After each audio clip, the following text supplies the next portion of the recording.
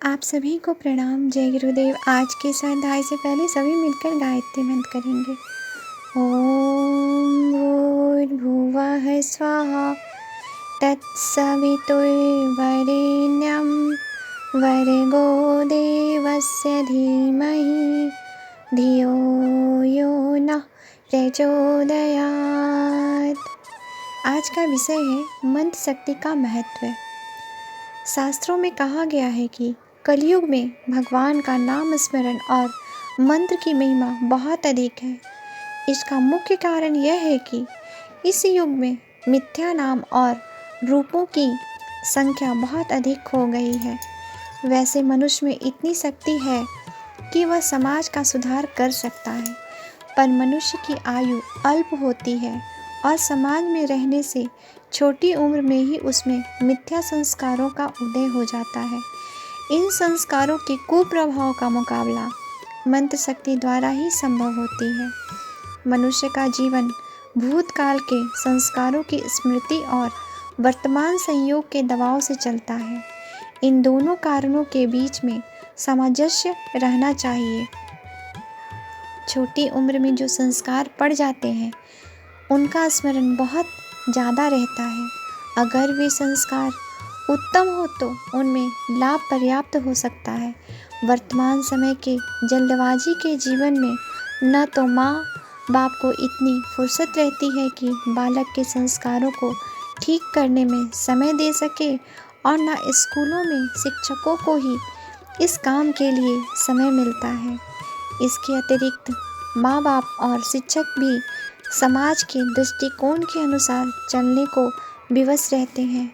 यह तो सभी जानते हैं कि वर्तमान समय में समाज में अनेक प्रकार की गलत बातें फैली हुई है। इस काल में इंद्रिय सुख की लालसा दिन ब दिन बढ़ती जाती है। इसलिए मनुष्य का अधिकांश समय अर्थ और काम इन दो पुरुषार्थों में ही खर्च हो जाता है। जो विचारधारा यूरोप में बह रही है उसका बहुत कुछ असर पिछले 200 वर्षों में हमारे देश पर भी पड़ा है। सौभाग्य की बात इतनी है कि अभी हमारे देश में बहुत सा प्राचीन साहित्य बचा रहा है और उसकी मदद से मनुष्य को अनेकता में एकता का पाठ पढ़ने को मिल सकता है। उसी साहित्य का एक अंग मंत्र शक्ति भी है। शायद कोई भाई यह शंका करे कि मंत्र जप में 3-4 घंटे खर्च करने की अपेक्षा उतने समय में अन्न उद्योग करके अगर किसी गरीब मनुष्य को खाना कपड़ा दिया जा सके तो क्या यह ज़्यादा पुण्य का काम न होगा। यह ठीक है कि गरीब मनुष्य की सहायता करना भी पुण्य का कार्य है और कोई उसको बुरा नहीं कह सकता, पर मंत्र शक्ति से नया जीवन मिलता है और मोक्ष का रास्ता खुल जाता है। गीता में कहा गया है कि यज्ञ, दान और तप ये तीनों मनुष्य को पवित्र करने वाले हैं। यज्ञों में जप यज्ञ श्रेष्ठ है, इसलिए संसार का कार्य करते रहने पर भी भगवान का नाम जपना परम कल्याणकारी है। अपनी जाति की भलाई करने का स्वभाव तो पशु में भी पाया जाता है, पर ज्ञान रखने वाले मनुष्य को इससे ज़्यादा ऊंचा जीवन व्यतीत करना चाहिए। आजकल के कच्ची बुद्धि वाले मनुष्य इस विषय पर भली प्रकार विचार तो नहीं करते, केवल जल्दबाजी के संस्कार के प्रभाव से समाज की नकल करने लग जाते हैं और उसी को ठीक मान लेते हैं। ऐसे जल्दबाजी के स्वभाव को संयमित करने के लिए पहले मंत्र जप की आवश्यकता होती है। कुछ समय बाद जब यह उद्देश्य सिद्ध हो जाए तब गुरु के उद्देश्य से मनुष्य परमात्मा का ध्यान कर सकता है और आत्मज्ञान का अधिकारी बनता है, क्योंकि परमात्मा का निवास सर्वत्र है। इसलिए मंत्र जप करने वाला सब में परमात्मा को देखने का प्रयत्न करेगा और इस प्रकार उसके भीतर अद्वैत भाव का उदय हो सकेगा। अनेक द्वैत वाले भी ऐसा ही कहते हैं कि उनमें संगति से थोड़े समय के लिए अद्वैत भाव उत्पन्न हो जाता है। यह यूरोप के लोगों का मनोभाव है। इन लोगों का अंतिम लक्ष्य यही रहता है कि मनुष्य के साथ मनुष्य का सा बर्ताव करना, पर भारतीय जीवन का उद्देश्य साधारण मानव जीवन से ऊपर उठकर दिव्य जीवन प्राप्त करना माना गया है। पिछले 100-200 सालों में व्यापार, शिक्षा, शासन आदि का संबंध होने से हमने जहाँ पश्चिम वालों से कुछ गुण सीखे हैं, वहाँ अनेक मूर्खता की बातें भी ग्रहण कर ली हैं। अब हमको जीवन मार्ग का संशोधन करना पड़ेगा, जिससे पश्चिम के मनुष्य भी हमारे यहाँ अद्वैत ज्ञान की शिक्षा प्राप्त करने आए। वर्तमान सामाजिक जीवन में जो मनुष्य दूसरों के हित का ख्याल रखते हैं, वे भी इंद्रिय सुख में डूब जाते हैं, पर यह दैविक जीवन का मार्ग नहीं है। ऐसा जीवन व्यतीत करने के लिए सच्ची वाणी और सच्चे शब्द की आवश्यकता है। जिस प्रकार एक मनुष्य को दूसरे मनुष्य के साथ संबंध स्थापित करने के लिए बात करनी पड़ती है और उसमें शब्द का ही प्रयोग होता है, उसी प्रकार भगवान के साथ संबंध स्थापित करने के लिए भी शब्द की आवश्यकता होती है और यही शब्द मंत्र कहा जाता है।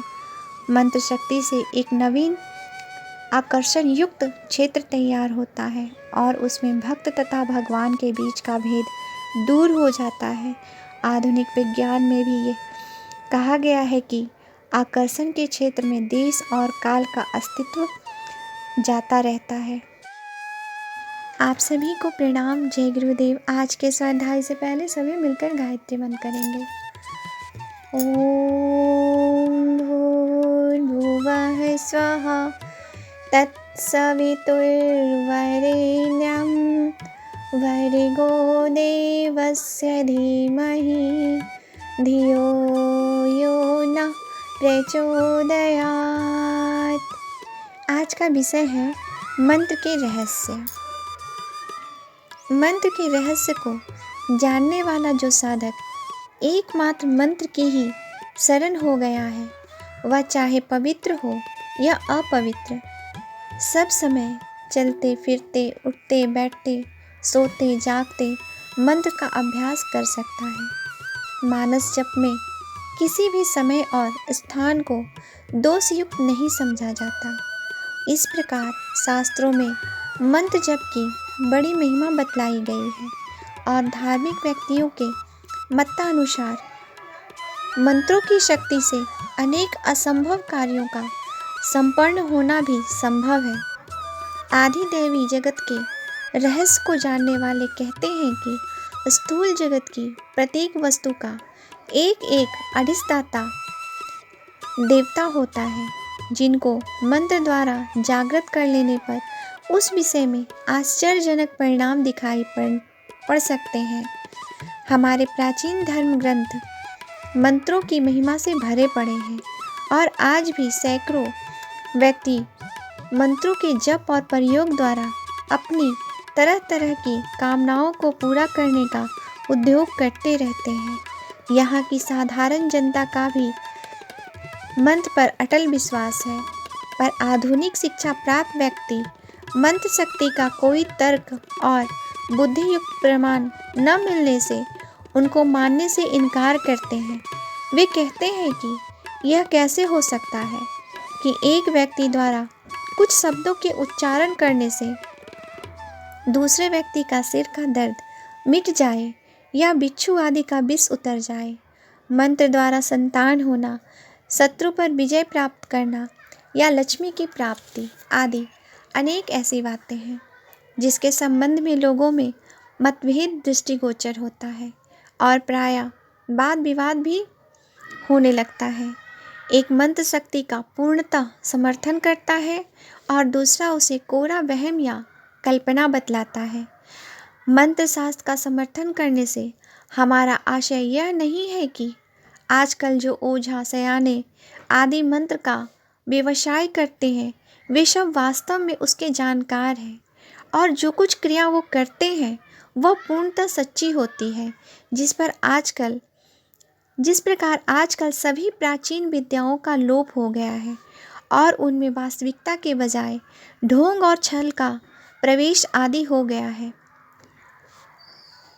ढोंग और छल का प्रवेश अधिक हो गया है, वही दशा मंत्र शास्त्र की भी समझी जानी चाहिए। लोग न तो उसके तत्व को समझते हैं और ना परिश्रम पूर्वक पूरा विधि विधान करते हैं। उन्होंने तो इसे केवल पेट भरने का धंधा बना लिया है। अन्यथा जिस प्रकार विदेशों के विद्वान पुरुष विज्ञान की विभिन्न शाखाओं की खोज कर रहे हैं और वास्तविकता का पता लगाने के लिए तन मन धन सब कुछ अर्पण कर देते हैं, उसी प्रकार यदि हमारे यहाँ भी शब्द विज्ञान और उसके अंतर्गत मंत्र विज्ञान का भी खोज की जाती तो सैकड़ों ऐसे आश्चर्यजनक तथ्यों का पता लगाता जिनसे हमारा व्यक्तिगत कल्याण होने के साथ ही भारतीय संस्कृति का भी मुख उज्जवल होता। भारतीय दर्शन के मत से शब्द की शक्ति सबसे अधिक है, क्योंकि वह आकाश तत्व से संबंधित है, जो सर्वाधिक सूक्ष्म होता है और सूक्ष्म तत्व की शक्ति स्थूल तत्व की शक्ति की अपेक्षा कहीं अधिक होती है। आज के लिए यहीं तक। आप सभी को प्रणाम। जय गुरुदेव।